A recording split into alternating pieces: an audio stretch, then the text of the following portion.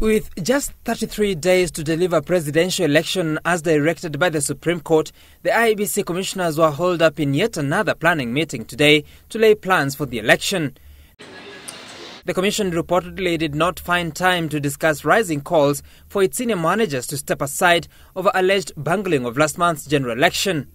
The question of which officials should oversee the election, a grave one for IEBC, as 4 of those appointed to a 6-member special project team have been rejected by NASA. Jubilee Party has also expressed reservations in Marjan Hussain, who heads the team.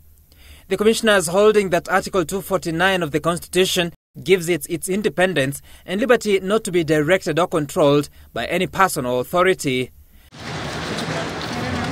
NASA has cast its IEBC unwanted net wide to include Professor Abdiguliye, but a section of leaders from the northeastern region were defending the commissioner who headed the ICT committee during the August election.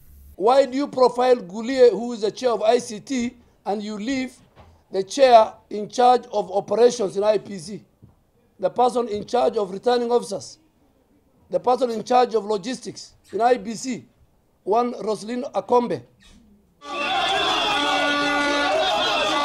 This even as a section of civil society groups held demonstrations to the Director of Public Prosecution's office and to the IEBC headquarters demanding ouster of Chief Executive Officer Ezra Chiloba.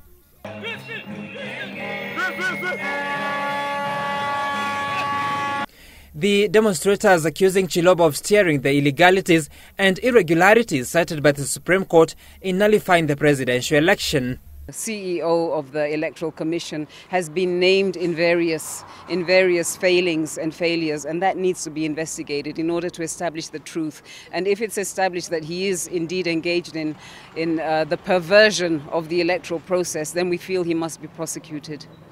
At the DPP's offices, Keriako Tobiko's deputy Dorcas Odor received the petition but called on the civil rights personalities to await the full judgment of the Supreme Court that is likely to give direction on who should be held accountable for the mistakes of the August 8th election.